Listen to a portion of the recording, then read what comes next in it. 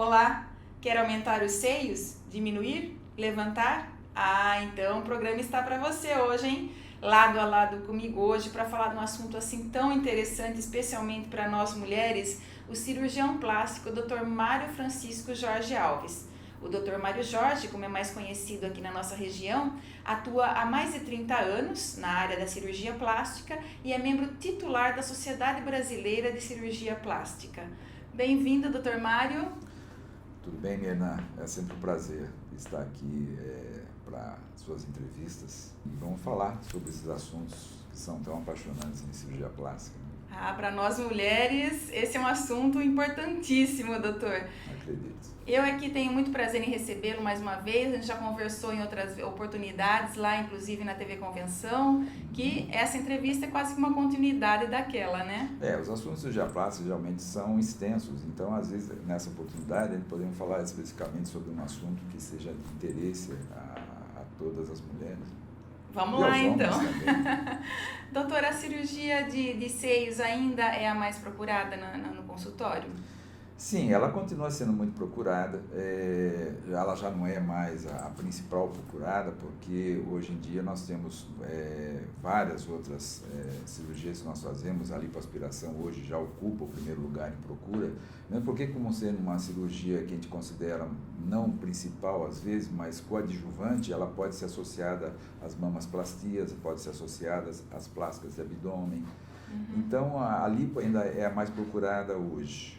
Mas a mama ainda continua ocupa um lugar de destaque dentro da cirurgia plástica, com toda certeza.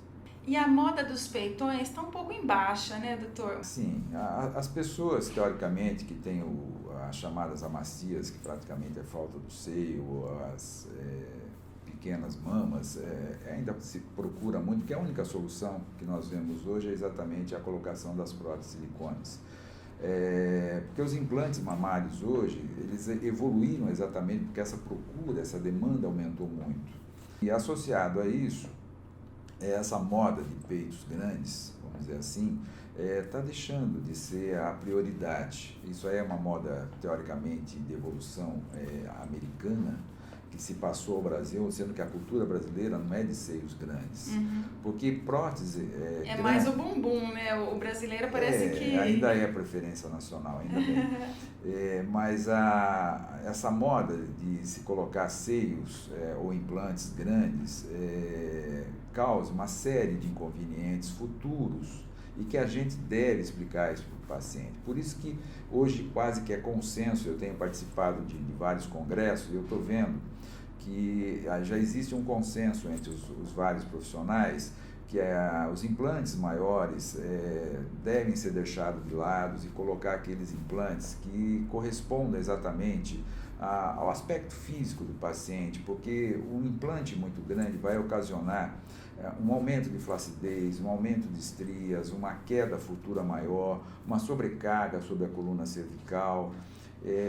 Isso aumenta muito os riscos de resultados futuros. Dr. Mário, inclusive o senhor esteve recentemente num simpósio de cirurgia plástica em São Paulo? Exatamente, eu participei do simpósio internacional, que é realizado em São Paulo todo mês de março, e é um simpósio muito importante, porque vem vários convidados estrangeiros trazendo as suas atualizações, as suas experiências, e isso é discutido amplamente com os cirurgiões plásticos brasileiros. Quais as novidades aí no setor da cirurgia mamária? Olha, o foco do congresso, exatamente desse simpósio, vamos dizer assim, não foi especificamente mama, mas ela fez parte de de 2 ou 3 grandes painéis, onde foram discutidos vários assuntos sobre exatamente isso. E as novidades que vieram nesse assunto é uma coisa que era muito discutida hoje, como você associa uma plástica mamária com o implante mamário. Isso era um grande problema porque as massopexias ou as mamaplastias feitas com o uso de implantes ocasionavam no futuro alguma série de pequenas complicações pós-operatórias, porque você tem o efeito da prótese exatamente forçando a cicatriz formada pela mamoplastia.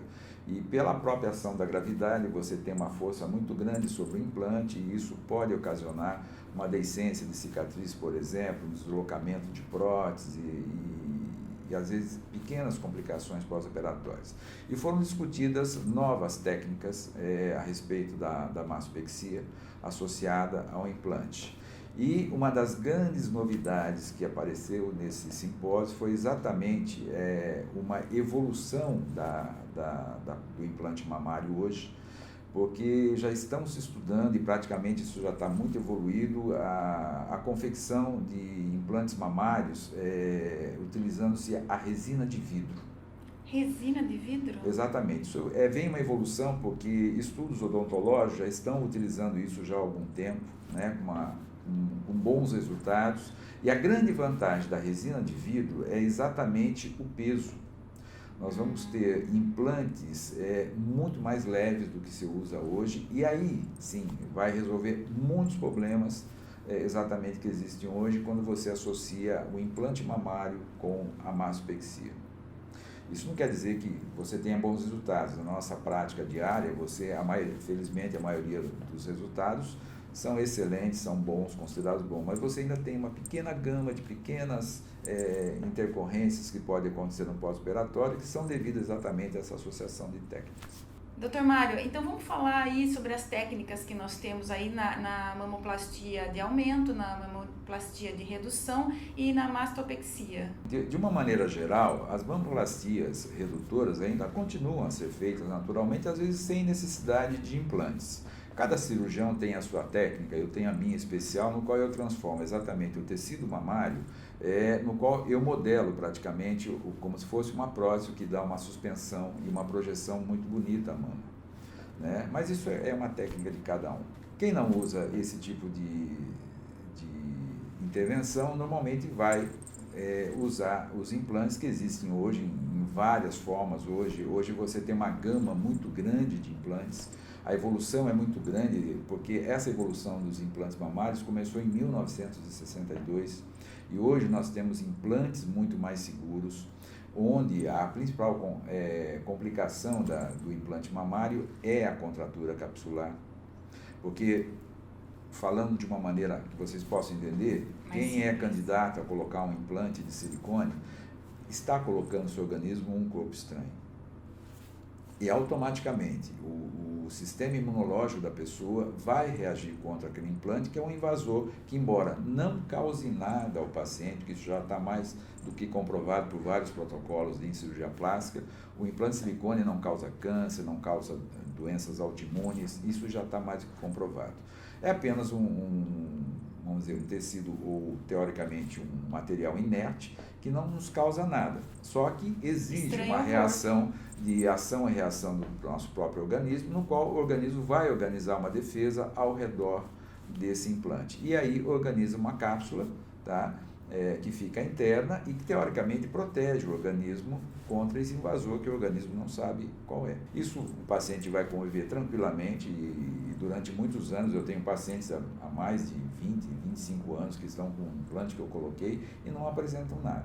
Eu tenho pacientes que colocaram prótese que, teoricamente, tinha um invólucro em volta liso. Isso aumentava muito o índice de contrabilidade. Eu tenho pacientes hoje que não tem isso, não apresentam. E essa própria evolução dos implantes, da textura lisa, que ainda é utilizada em certos casos, evoluiu para a texturizada. E hoje, além da texturizada, nós temos o implante com invólucro de poliuretano, que praticamente causa um índice de contratura capsular muito pequeno.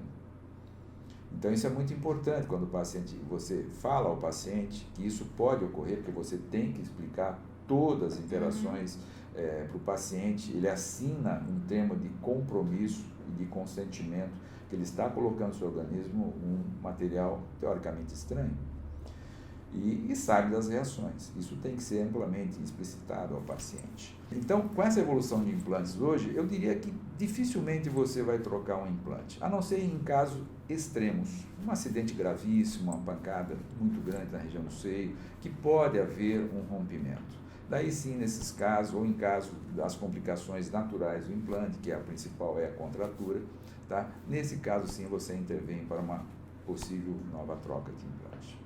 E a anestesia, doutor, é local?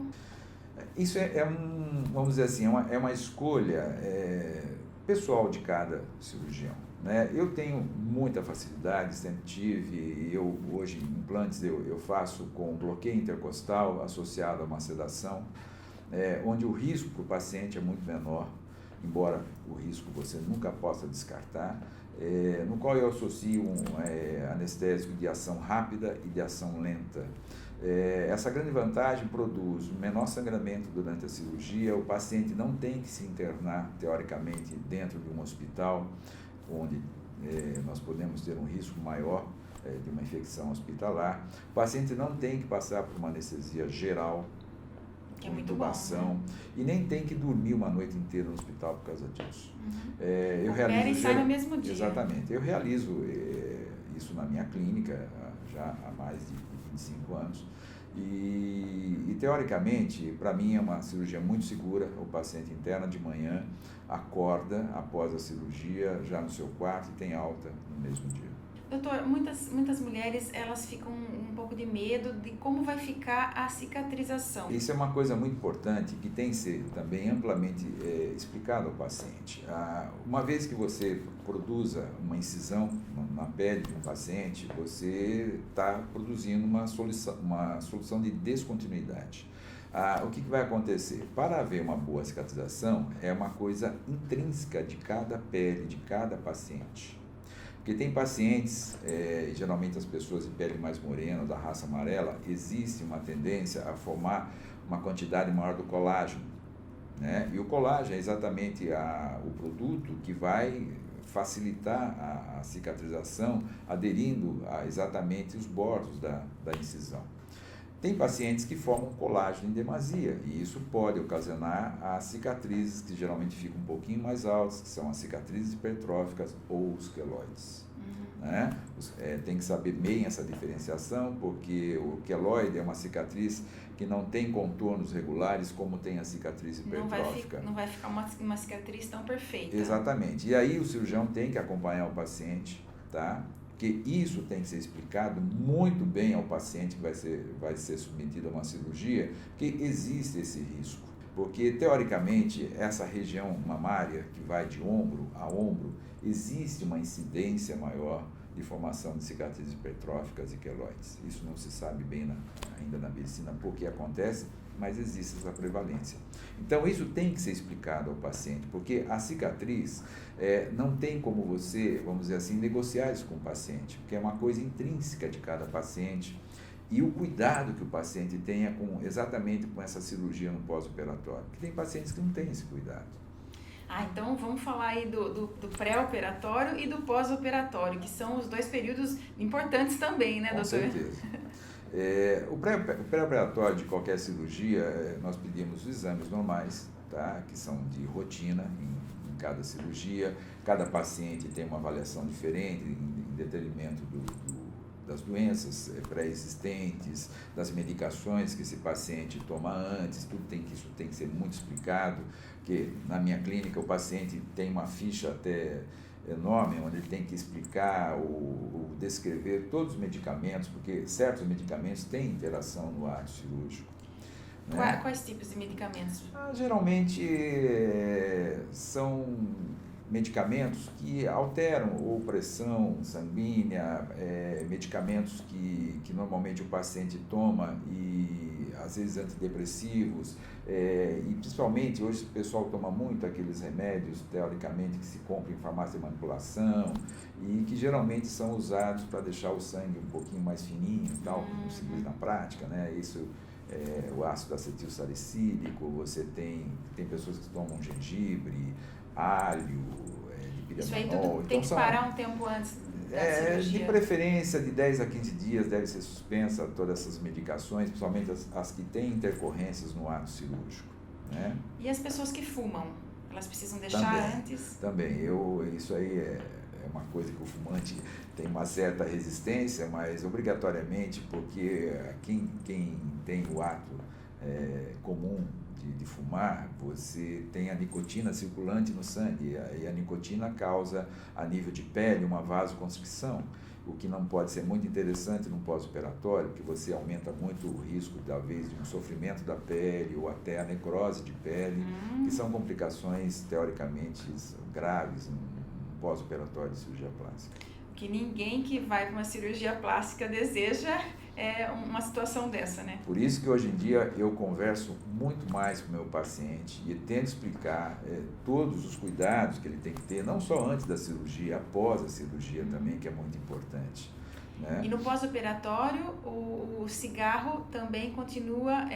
Eu libero o cigarro geralmente depois de praticamente 30 dias, né? Muitos pacientes deixam até de fumar por causa disso, que é ótimo, né? Mas geralmente... Aproveita o embalo, exatamente, né? Porque teoricamente o primeiro mês é o período mais importante, né, no pós-operatório. E o paciente tem que ter consciência disso e ser amplamente explicitado sobre isso antes da cirurgia. E quais os outros cuidados no pós-operatório? Já falamos do antes, agora vamos falar do depois. Além do cigarro, quais os outros cuidados no pós-operatório? As medicações do paciente que toma regularmente, isso pode voltar a tomar, isso não tem nenhuma interação com a cirurgia. Mas os cuidados, principalmente com o movimento. Tem pacientes que praticam esportes, fazem academia. Então, principalmente a mama, o paciente não vai poder fazer muito movimentos com o braço. Né? Então, ato de dirigir, no caso de mamaplastias redutoras, onde o corte é um pouquinho maior, geralmente só depois de 30 dias eu libero.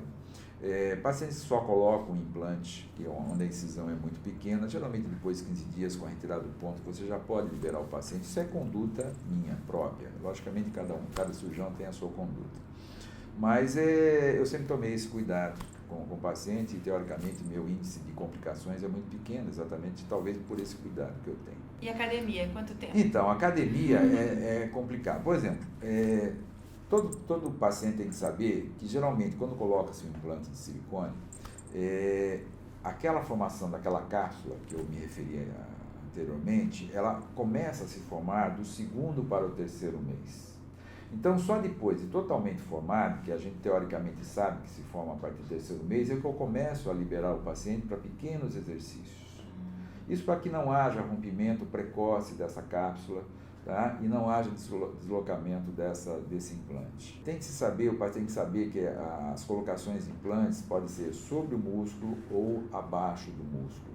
Abaixo do músculo tem, ao meu ver, indicações precisas, tá? Porque as vias de acesso são várias, geralmente são 4 vias de acesso. Eu ainda prefiro a incisão inframamária, porque teoricamente é a que menos dá complicações. Agora, a colocação embaixo ou acima do músculo, isso depende de cada cirurgião, cada um tem a sua preferência, tá? O que acontece é que, colocado abaixo do músculo, o paciente sempre vai referir dor a qualquer movimento mais excessivo do movimento do ombro, do movimento do braço. E já existem estudos nos Estados Unidos que, colocando a prótese abaixo do músculo, você vai ter uma pressão da contração muscular sobre o implante, o que provoca uma certa pressão sobre o gradeado costal. E já tem casos relacionados aos Estados Unidos de afinamento do gradeado costal, o que promove uma fragilidade, teoricamente, da parte óssea do paciente. Doutor, é verdade que existem cirurgias de mamas para homens? Existem. Hoje os homens têm uma procura, teoricamente, exatamente por esse apelo, né, estético, que tem homens que não têm o peitoral desenvolvido, ou aqueles que ainda têm e ainda querem desenvolver mais. É um assunto meio controverso, porque hoje eu tenho um pouco medo de falar nisso, porque muitos que colocam, vão para a academia, desenvolvem o músculo, porque teoricamente no homem esse implante tem que ser colocado abaixo do músculo. E o que acontece muito hoje? O uso de anabolizantes e a prática diária de musculação acabam promovendo, além do implante, uma projeção muito grande, que o paciente às vezes depois se arrepende e às vezes quer tirar o implante. Mas esse tipo de cirurgia é diferente da ginecomastia, né? Sim, a ginecomastia é o paciente que tem um desenvolvimento anormal da glândula mamária, o que ocasiona dor local. Geralmente é na adolescência. Pode ser série de tumores em homens também de mama. Então, no seu desarranjo, na sua evolução de adolescência, há um desarranjo hormonal e tem alguns pacientes que desenvolvem exatamente uma quantidade de glândula excessiva. Nesses casos, é apenas ressecção desse excesso de glândula e o paciente volta à normalidade. Tem que se lembrar que além do excesso de glândula, pode haver também excesso de gordura, né? Doutor, qual o recado que o senhor deixaria aí para as mulheres que estão aí na dúvida? O que elas têm que avaliar para decidir fazer uma cirurgia de mama? Isso tá seja para aumentar ou seja para diminuir. Isso está na intimidade de cada uma, né? É elas que vão decidir o exato momento de fazer a plástica, quando aquilo está incomodando muito ela esteticamente. O que eu tenho a dizer é que hoje é uma cirurgia tranquila, é uma cirurgia segura, de resultados muito bons, tá? E apesar do que se escuta por aí, de várias complicações, quando você procura um profissional gabaritado, com grande experiência, né? Dificilmente você vai ter uma complicação, né? E quando existe uma complicação, o profissional está capacitado a resolver isso, né? E acompanhar o paciente no seu pós-operatório, e eu acho que isso é tranquilo. Hoje podem fazer essa cirurgia, que é muito segura hoje, o índice de contrabilidade é muito pequeno, né? E eu acho que é uma perfeita indicação para quem tem esses casos de mama pequena ou flacidez, né? Ou a associação das duas, e aquelas que têm as maiores querem reduzir, às vezes o implante resolve também muito bem em cirurgias associadas. Doutor Mário, muito obrigada aqui por todas essas informações que o senhor nos passou aqui. Eu quero convidá-lo para voltar, né, outras vezes falando aí sobre outras cirurgias, outras partes do corpo que a gente pode estar mexendo se não estiver satisfeita. Muito obrigada realmente pela sua presença aqui. Eu tenho que agradecer essa possibilidade de colocar a todos aos que assistem ao seu programa, essas ideias, teoricamente, essa experiência que a gente tem já de muito tempo, e que as mulheres possam ficar bem informadas, né, sobre tudo isso. Muito obrigada, doutor. Obrigado a você. Muito obrigada a você que assiste aqui o Lado a Lado. Se você gosta, curta, comente, dê um like. Inscreva-se no nosso canal. Escreva para mim, ladoaladocombina@uol.com.br. A gente se vê no próximo. Beijo no coração.